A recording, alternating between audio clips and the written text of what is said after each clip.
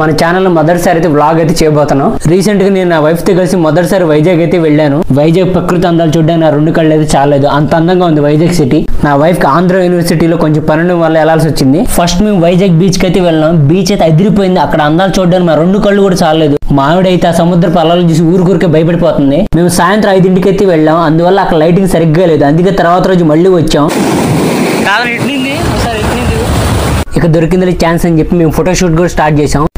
కానీ అల్ల దెబ్బకి నేను కాల్ జారిపోయా. ఇక మా ఆవిడ కూడా స్టైల్ క్యాట్ వర్క్ చేస్తే బీచ్ లో ఫోటో షూట్ దిగింది. ఆ టైంలో నా ఎన్నెల్ ఫీలింగ్ ఏందో తెలుసా?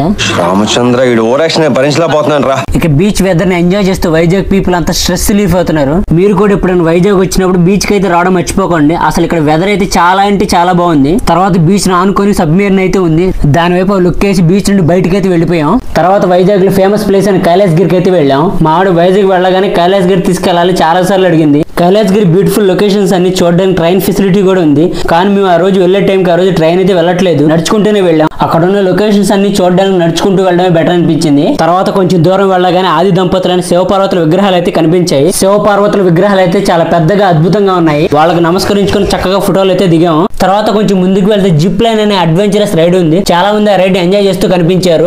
అందులో ఫ్లై సైక్లింగ్ కూడా ఉంది. మనోడెవడ నిదానంగా నింపాదిగా తొక్కుంటూ వెళ్తున్నాడు, ఎప్పుడు చేరుకుంటాడు ఏంటో. కొంచెం ముందుకు వెళ్తే పార్క్ లాంటిది ఉంది. అక్కడైతే పిల్లలు అయితే బాగా ఎంజాయ్ చేయొచ్చు. వైజాగ్ అంటేనే గ్రీనరీ, అందుకే చెట్లతో ఎటు చేసిన చాలా అందంగా ఉంది కైలాసగిరి. కొంచెం ముందుకు వెళ్తే ఫోటోలు దిగడానికి ఫోటో స్పాట్ లాంటిది ఒకటి ఉంది. అందరూ ఎంచక్క ఫోటోలు దిగుతూ ఎంజాయ్ చేస్తున్నారు. కొంచెం ముందుకు వెళ్తే ఒక బొమ్మ అయితే కనిపించింది, అది చాలా డిఫరెంట్ గా ఉంది. ఏందబ్బా దాన్ని అంతే చూస్తూ ఉన్నా. మావిడైతే పక్కన చూసింది చాలే అంది. పక్కన లొకేషన్స్ బాగుండడంతో ఇక మావిడ ఫోటో షూట్ స్టార్ట్ చేసింది. ఇక నాకు తప్పదురా నాయన అంటే నేను ఫోటోలు తీయడం స్టార్ట్ చేశాను. ఇక మావిడ ఫోటో షూట్ కంప్లీట్ చేసుకుని వైజాగ్ లొకేషన్స్ అన్ని అందంగా కనిపించే కొండపైకి అయితే వెళ్ళాము. పైనుంచి చూస్తుంటే వైజాగ్ లొకేషన్స్ అన్ని చాలా అందంగా కనిపిస్తున్నాయి. పబ్లిక్ అయితే ఈ లొకేషన్ నుంచి ఫోటోలు దిగుతూ బాగా ఎంజాయ్ చేస్తున్నారు. ఆఖరికి చింటూ బ్రో కూడా ఈ లొకేషన్ బాగా నచ్చింది అనుకుంటా, అందుకే ఇక్కడ దాకా వచ్చి ఎంజాయ్ చేస్తున్నాడు. ఇంతకీ ఎలా ఉంది చింటూ బ్రో ఈ లొకేషన్? ఏం ఫీల్ ఉండదు మామయ్య.